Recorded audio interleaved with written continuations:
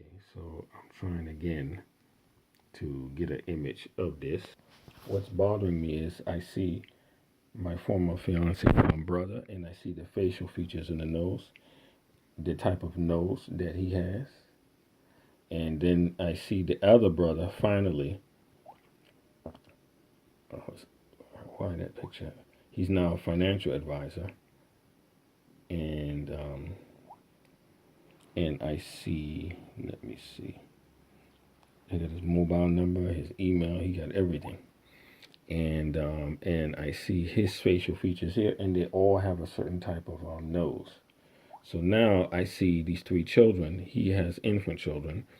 I don't think the other brother, Tawfiq, Muhammad Tawfiq, I don't think he has any children yet. But these children, I saw the picture pop up somewhere. And what's scaring me is the biggest one here. I see the nose. I see the nose in the features of my former fiance. This one, I don't know, but this one also. So it's a possibility that whatever was involved, and I'm really, really hurting at this point. I'm really, really hurting. That they might have married off, and she got pregnant 3, 4, and 5 times already, and she has children and everything with somebody else. And I'm now starting to shake. Unlike the Indonesian maid, I'm starting to shake at the level of hurt. So the people who were involved with this, Muslims or otherwise, who threw my name to the authorities as a terrorism suspect, the people that are involved really hate my guts, man. Yeah, they really hate my guts, and they're trying to push me as an Abdul Wahid. His name is Frank Richardson, who took my identity and did things with my identity. The name Christopher, he first thing he did, he took my tax ID number, a social security number, and said that he wanted to set up a street store on the stand, but he did something else with the ID, and he told me how much they hated me, and that the sheikhs, the Sufism sheikhs would make me suffer, and that in the end I'll have a bad end. So they're trying to psychologically, and people say stop talking like that. I get tired of getting yelled at. What I'm saying is I'm hurting and I need help. One of the few people that understood that I was hurting was named Imam Tahir Anwar, who was a Deobandi Sufi, who has nothing to do with this type of Sufism. This is a Muslim sister who lives in Kuwait, and she would not come back to WhatsApp. She would not answer. She had an extensive dialogue with me in the beginning with questions, and she's an older Muslim sister. See, everything in green is my correspondence. It's my communication.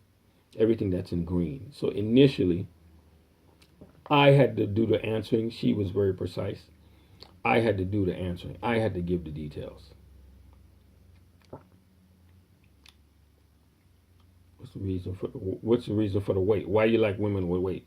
So what is it? So that's what you're trying to do. Okay. How is it that you haven't found such a person to now? So marry her. This and that. So why are you talking about? There are tons of Muslims. Why haven't you tried those sites? Why haven't you did that? And the reason is loads of you just say what you want to play. It's ready to turn the ones out. A simple question. You have to be smart, a little tricky, but don't lie. For the most part, there they are, part of the sites. So you haven't been married before?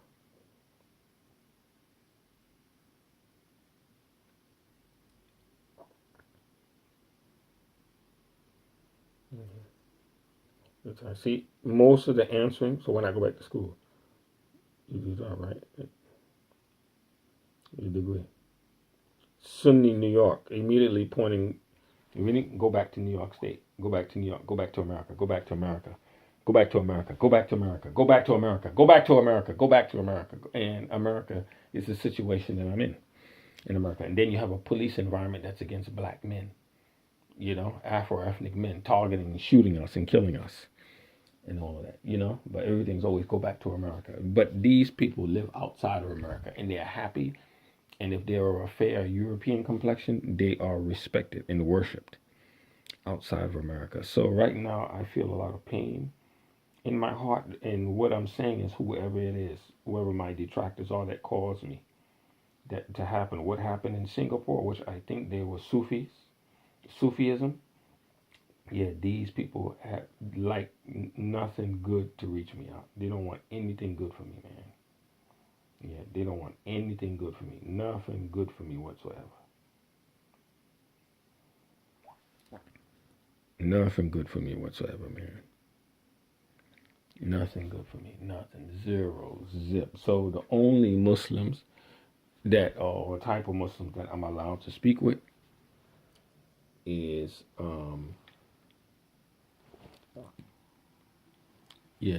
is what you call it?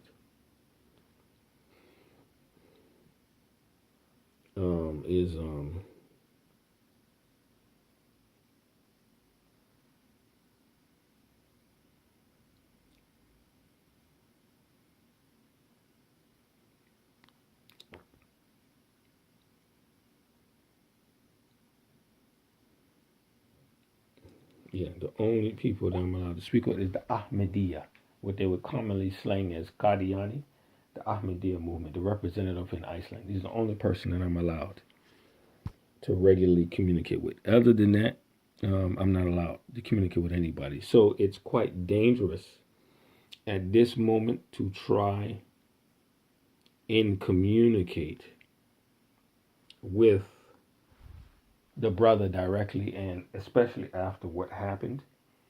Yeah, it's dangerous to communicate with him. Yeah, it's very dangerous because his conversations, all that, it would be so. It quite possibly could be surveilled.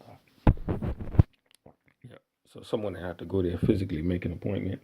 It would have to be as a Muslim, as a Malay, and then go there and then talk to him and things like that. And do you want to talk? It's hard. It's hard. This thing is not easy.